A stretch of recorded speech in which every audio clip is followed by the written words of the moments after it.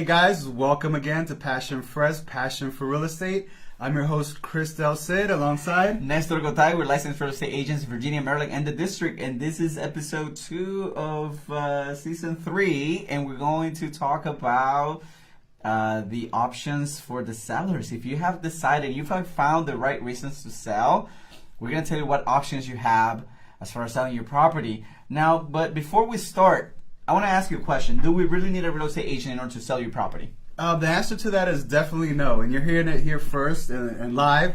We're agents telling you don't need an agent. How ironic is that and different, right? Right. Trying to keep it honest. Guys. Right, exactly. So here are your options, guys. The first one is listing with an agent, right? Mm-hmm. So what are your advantages of listing with an agent? First of all, the first advantage I would say is the agent knowing the market. So he's going to know, he's going to be familiar with the market, and he's going to know, based on that, a lot of things is how to price it and how to get you, how to do the right marketing for it. That's right, guys.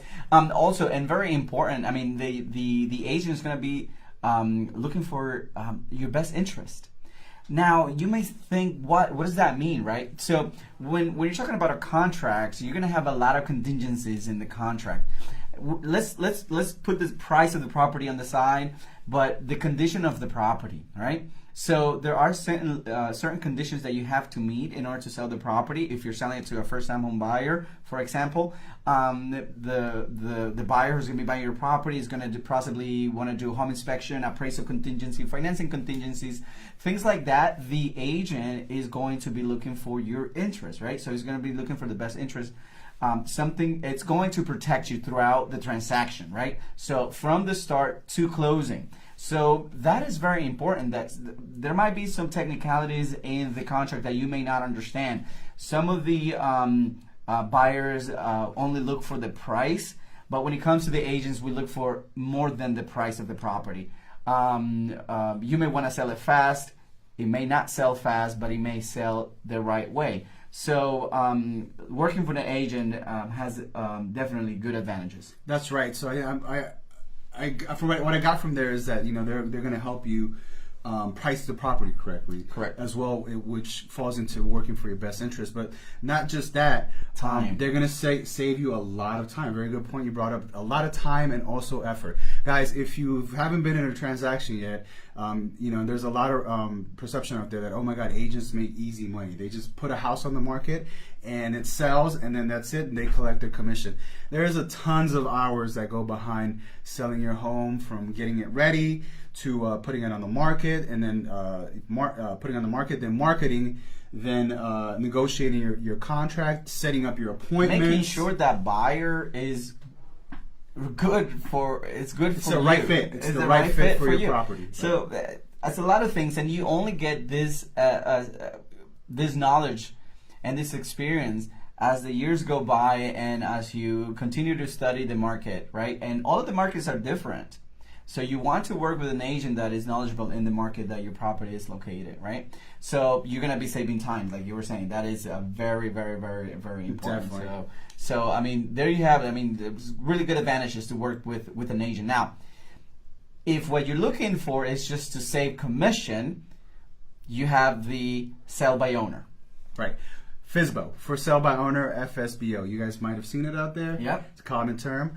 Basically, it's some owner who's selling it without an agent. Now, they might be paying, they're most likely paying a commission or willing to pay a commission to a buyer who brings an agent, but the part where they're trying to save is either the seller's commission, or either they won't want to pay full closing costs. So any way you look at it, they're trying to save money and trying to maximize their profit for the sale of their property. Now, this might be because they have the time to do it, because if you don't use an agent to list your property, then you're going to have to invest all the time into doing Correct. that. I mean, you will be responsible for anything that happens in the contract.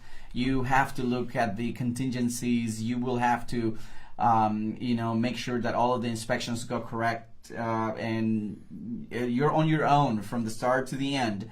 And like you say, they might be willing to pay for the buyer's agent. Some for sale by owner listings are not willing to pay for the buyer's agent's commission. Usually one of the advantages is that you'll be saving some commission money. It doesn't mean that you're going to be making the top dollars of the property. You have to know that, right? So, and if you have received one of those letters, I'm pretty sure some of the people here in the DMV have received those letters from an investor saying, "Hey, I'm willing and ready to buy your property for this amount of money." That's an investor sale. That's right, guys. So the investor sale, what tends to happen is somebody's looking to buy your property to either remodel it, renovate it, or just tear it down and build something back up. That's very common here in Northern Virginia. I think some parts of Montgomery County DC as well too, right? and DC as well too. So the advantage of that is you're going to get a quick closing. You're not going to pay any commissions. I think most or all that I've seen, or the majority, aren't having you pay any commissions, and they're going to give you fair market value for it. So to me, I think that's a win-win situation where you get all that. You're going to maximize your profits on that. One thing that I wanted to point out from the FSBO and using an agent is that the contract that you might get on your property is about 26 pages. So going back to say your time and effort, I'm sorry, it could be up to 50 pages. So going back to that, if you don't use an agent, you're going to have to scroll through that contract and go through all the pages and kind of familiarize yourself with that and go through the learning curve of figuring out what's what and figuring out those time frames. So that's how the agent's going to save you some money. That's right. Some time. Some time, money. And what? Time and money, yeah. I'm thinking about the same thing. That's right. Guys, so there you have it. So 3 options for you guys to sell. If you want to use an agent, I think that's the best way to go. For sale by owner, you're going to save a little bit of commission. And investor sale, right? If you receive a letter from an investor, they're going to buy it quick and cash usually, right? So that's what we bring to you guys this episode. We really, really hope you guys like it. We're going to come next episode with more information, more detailed information about selling your property. That's right, guys. So we'll see you next time. Again, like us on Facebook, follow us on all social media platform.